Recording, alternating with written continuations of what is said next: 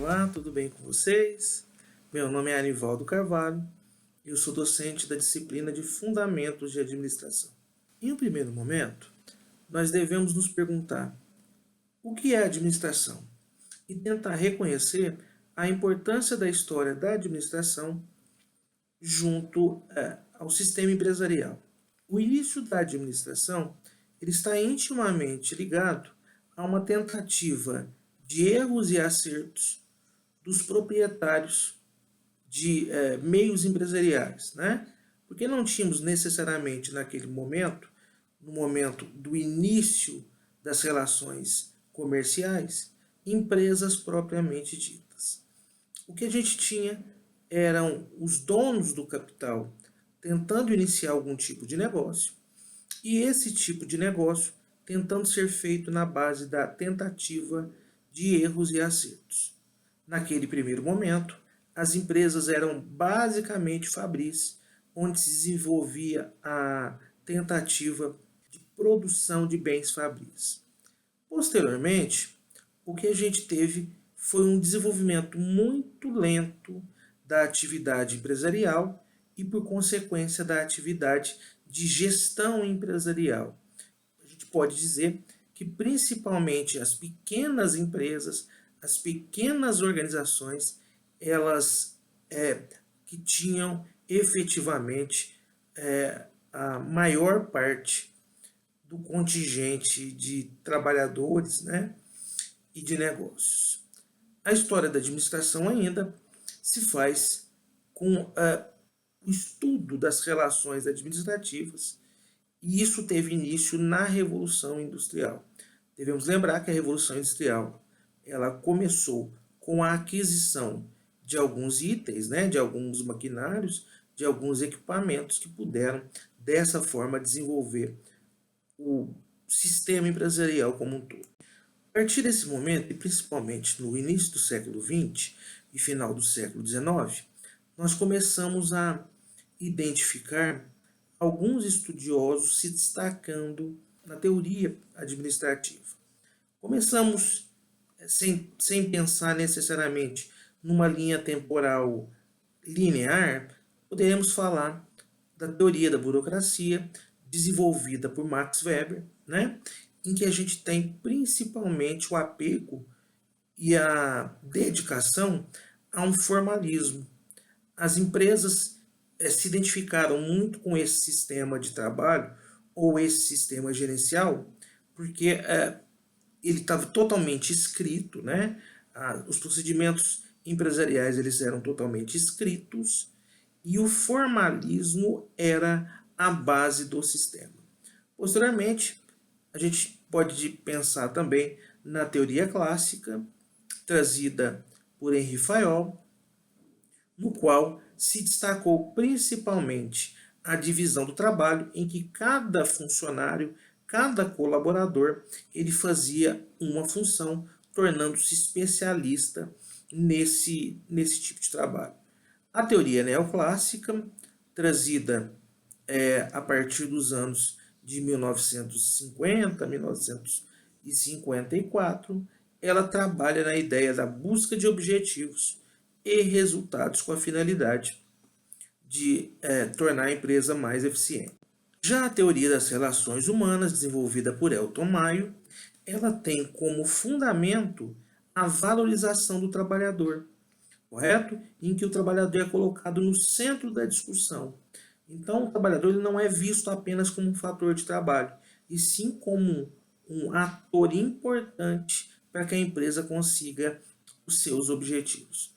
A teoria comportamental, desenvolvida por Maslow, né? Ela foi pensada dentro dos princípios da psicologia, mas ela coloca também o ser humano no centro da discussão e indica que o ser humano tem diversas necessidades. Primeiro, as necessidades mais básicas, chamadas de necessidades fisiológicas, e posteriormente as necessidades mais avançadas. Mas as necessidades mais avançadas só podem ser alcançadas se as mais básicas forem efetivadas, forem supridas. Por fim, a teoria da contingência, ela trabalha com a ideia, né, de que existe.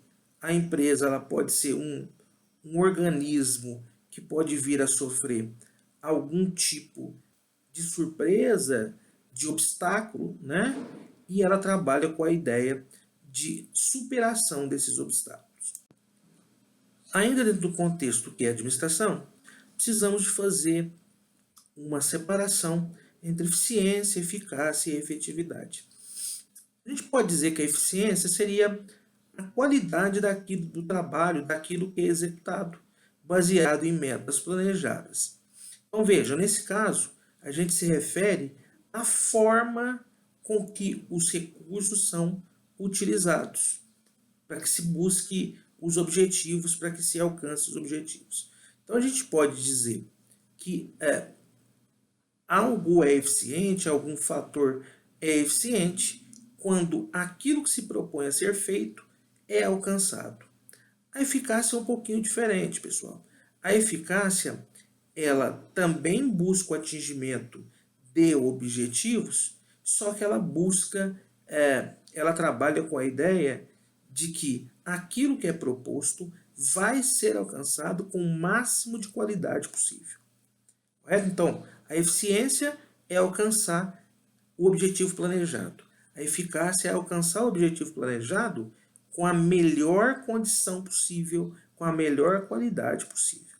E a efetividade é um pouquinho diferente. Vejam, a efetividade não é apenas alcançar aquilo que foi proposto. É um conceito um pouco mais amplo, no qual se busca verificar qual foi o impacto que aquele objetivo alcançado trouxe ou para a empresa ou para o país, quando a gente estiver falando de aspectos de efetividade nacional. A gente pode também pensar em relação aos fundamentos da administração, pessoal, as funções gerenciais. E basicamente a administração se divide em 4 grandes funções: o planejamento, a organização, o controle e a direção. O planejamento ele está baseado na ideia de uma programação futura de ações. Então a empresa se planeja para quê? Para programar-se em relação às ações que ela vai ter no futuro, em relação àquilo que ela necessita. Correto? Então, um planejamento pode ser, por exemplo, a compra, né, a montagem de uma outra fábrica em uma outra localidade. Isso é uma atividade de planejamento.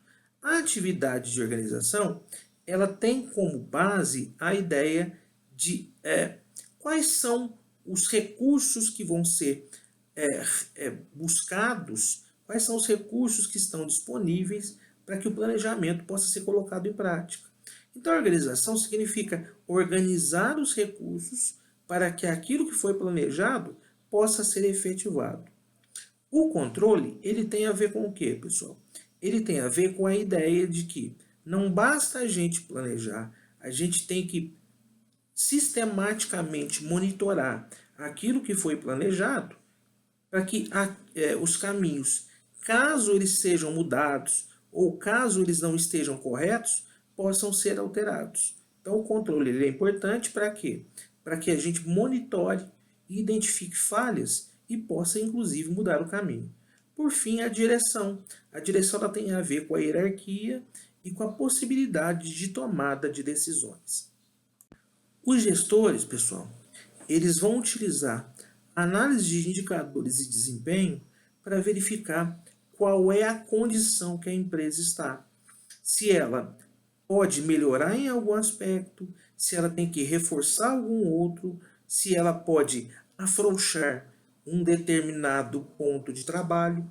Então, os indicadores de desempenho têm essa nuance, tem esse viés, né? Que é identificar o que está certo e errado para que possa ser melhorado ou até mesmo, se for o caso, afrouxado. Então, a ideia aí, pessoal, é fazer com que o gestor se torne um ator, se torne um agente independente na empresa e que ele possa direcionar os rumos da empresa da melhor forma que possa fazer dentro desse contexto. O principal também, pessoal, é que o gestor ele trabalhe com a ideia de objetivos. e não necessariamente de processo. Então vejam, qual é o objetivo que se tem ao se comprar um novo maquinário? É a empresa produzir melhor e produzindo melhor, talvez também com mais qualidade.